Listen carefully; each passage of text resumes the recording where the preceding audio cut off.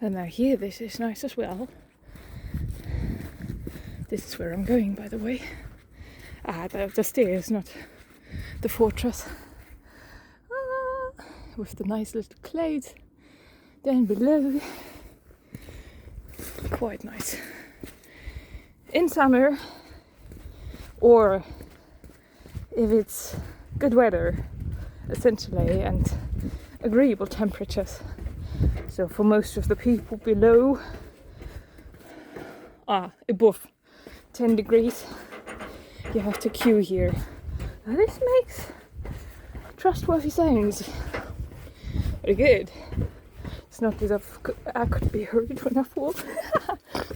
Yeah. Very elegant. Don't do pretend you didn't hear my laughter just now. Lots of stairs. Lots of stairs. More stairs. And then you've got another staircase on the other side of the valley. Oh, this valley is kind of high.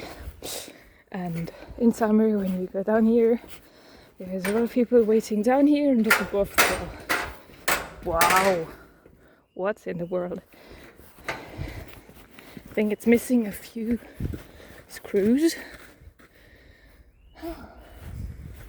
Never mind. We will go on.